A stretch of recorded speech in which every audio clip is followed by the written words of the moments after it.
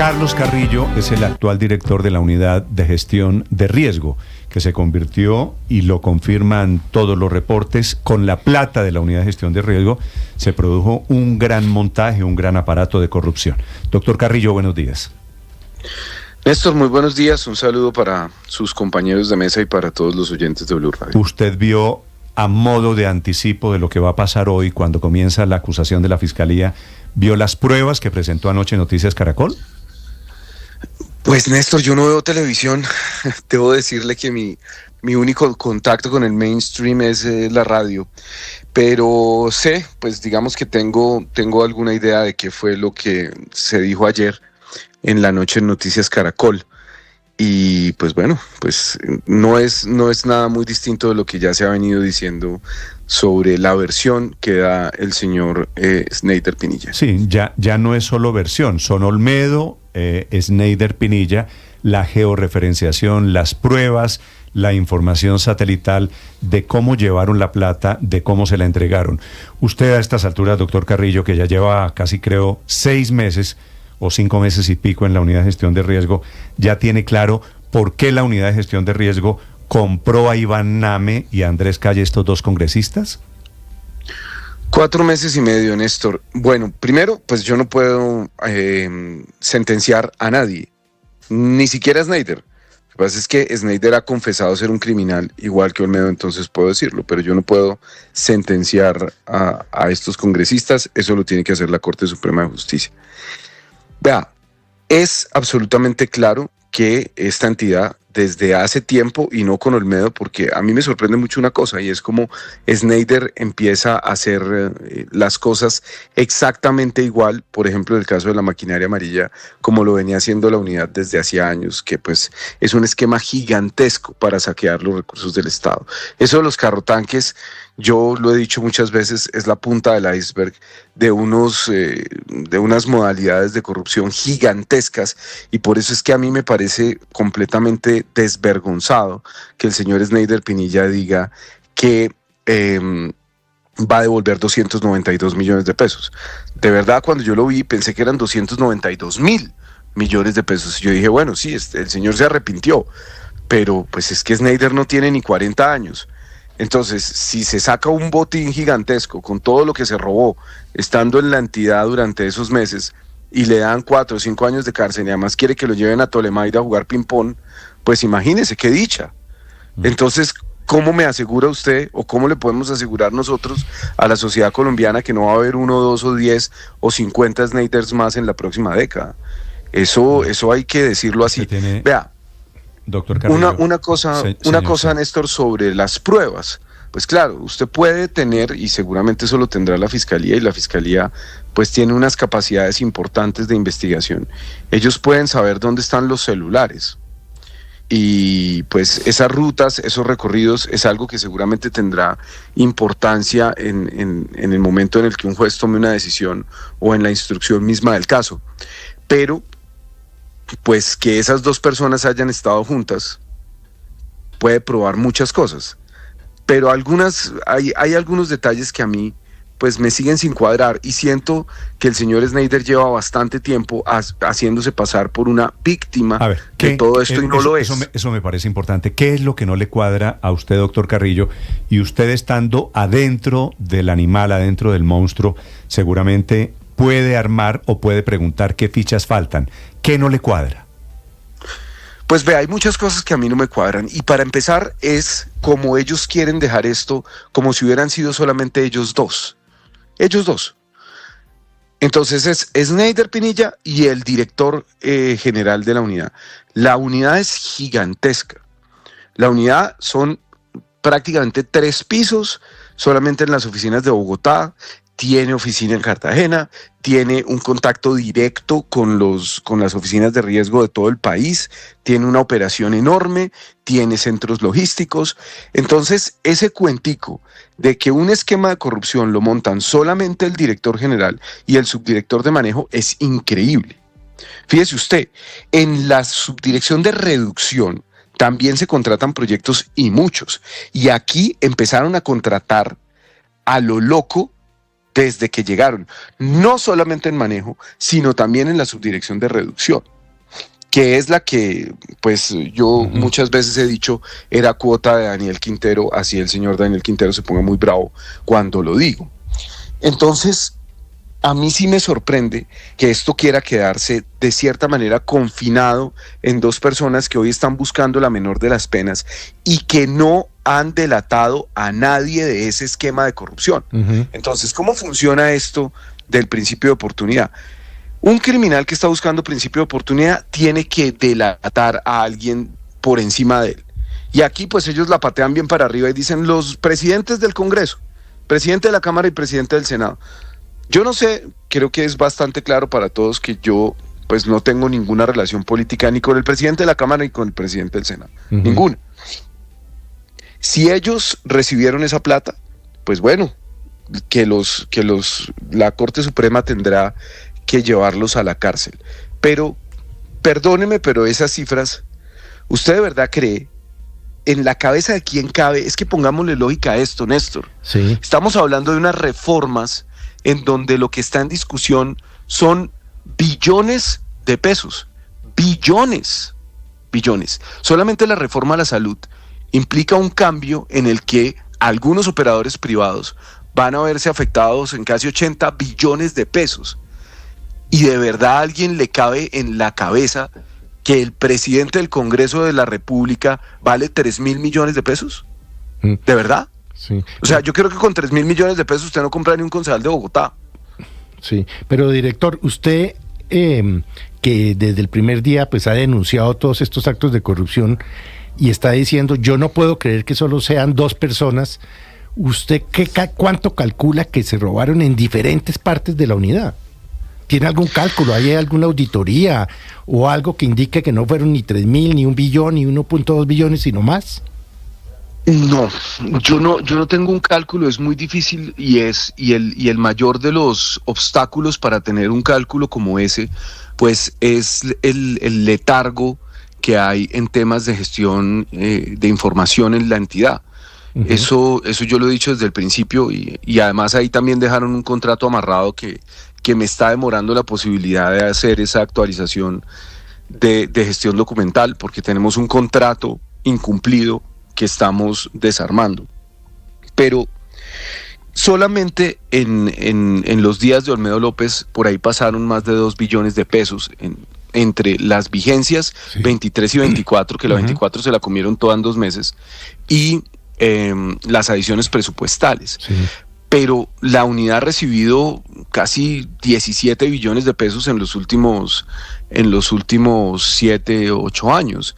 Y esa plata, pues usted no la ve en el territorio nacional. Sí. Es decir, si yo le hago una expresión, le digo, a usted le dejaron por cuenta de la corrupción la olla raspada. ¿Esa afirmación es cierta? Sí, esa afirmación es cierta, Felipe. Esa afirmación es cierta cuando usted ve, por ejemplo, lo que pasó con la vigencia 2024, pues se la comieron toda. Y pues cualquiera diría, oh, qué gran ejecutor Olmedo, ¿no? Porque comprometió todo el presupuesto literalmente antes del 28 de febrero. Pero nosotros hemos venido recuperando parte de ese dinero y ahí yo pues siempre destaco el trabajo de mi nueva oficina asesora jurídica que logró romper esos fondos de inversión colectiva que eran sumas estrafalarias, 180.000 millones para Girón, los 141.000 millones que se lograron romper de mutuo acuerdo con las corporaciones autónomas de Antioquia, los 231.000 millones de pesos del FIC de Uribia que también lo logramos romper por vía jurídica y así, entonces pues ahí vamos recuperando, ya hemos recuperado casi medio billón de pesos a través de esas luchas que hemos dado estos meses, pero sí, dejaron la olla raspada. ¿Qué es lo que pasa? Doctor que Carrillo. Esto es un barril sin fondo, ¿no? Porque sí, siempre se vuelve a recargar. Sí, fíjese que volviendo a las revelaciones de Snyder Pinilla y a la orden que le dio Olmedo López, quisiera preguntarle si usted tiene alguna trazabilidad, si ha logrado de pronto encontrar algo que le dé indicios que efectivamente de los 700.000 millones de pesos que el Ministerio de Hacienda le giró a la Unidad Nacional de Gestión del Riesgo, salieron los 4.000 millones de pesos para las coimas.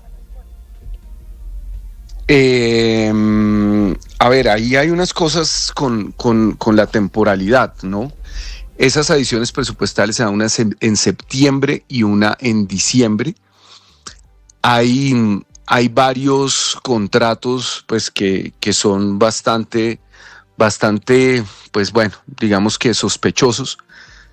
Yo no puedo afirmar categóricamente que ese dinero salió de ahí, porque por ejemplo, en el caso de los carrotanques, ellos hablan de unas fechas en las que aún no se había hecho el desembolso, porque no solamente es la firma del contrato, sino el tiempo que se demora el desembolso. Ahí habría que ver si los contratistas estaban poniendo dinero por anticipado, cosa que pues es sabido, ocurre muchas veces en estos casos de corrupción. Sí, doctor Carrillo. Se extorsiona a los contratistas antes de darles el contrato. Una pregunta final. ¿Usted a estas alturas, con todos los datos que hemos conocido, usted tiene alguna teoría de quién fue el jefe del aparato de corrupción? Pues vean, Néstor, yo teorías tengo por montón.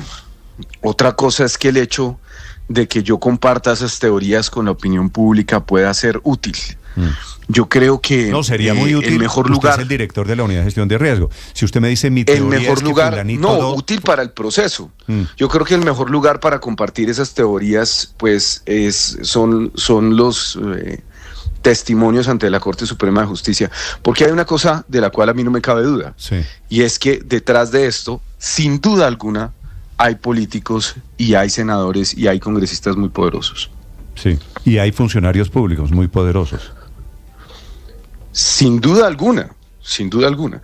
Pero hay algo que yo sí le puedo decir con tranquilidad, que no me acusen de que lo diga con desparpajo, y es que cuando ustedes, los medios de comunicación, hacen este trabajo, cuando la opinión pública se entera de lo que se entera, los políticos tienen que asumir responsabilidades políticas.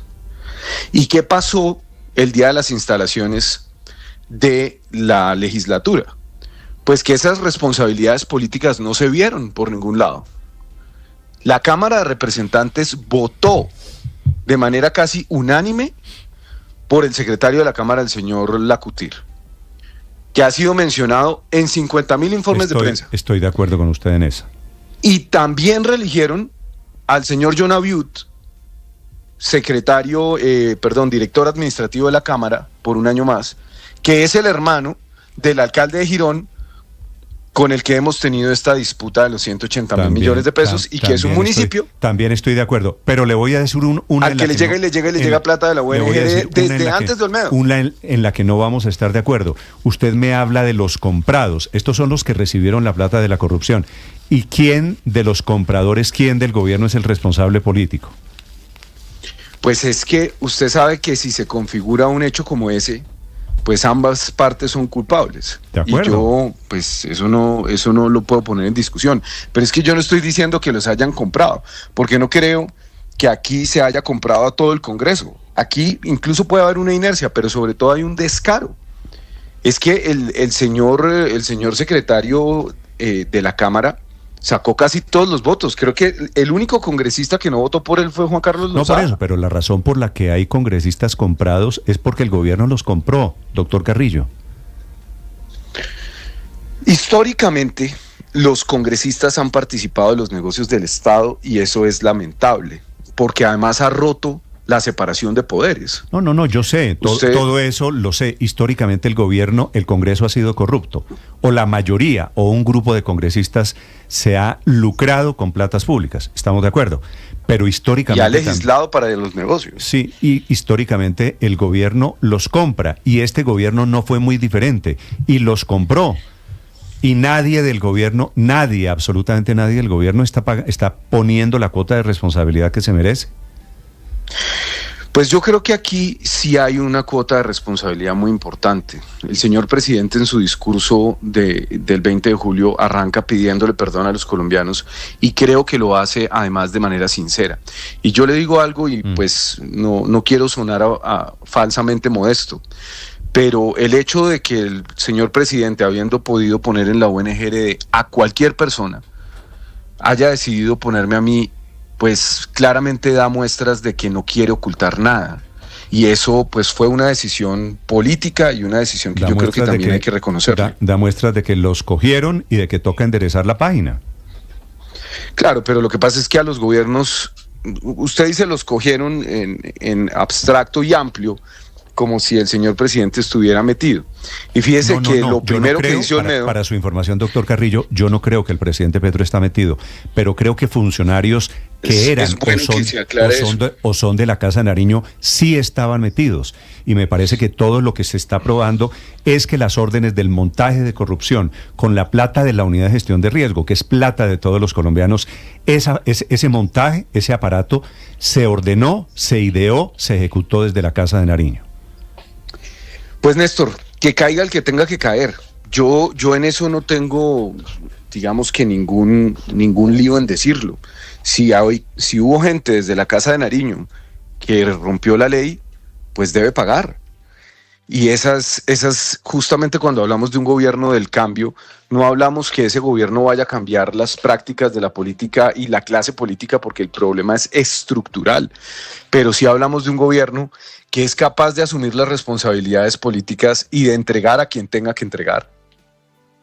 Es el doctor Carlos Carrillo, que es el director de la Unidad de Gestión de Riesgo, hablando hoy, que es el día en que Olmedo y Schneider van al banquillo de los acusados. Gracias, doctor Carrillo, por estos minutos. Le deseo un feliz día.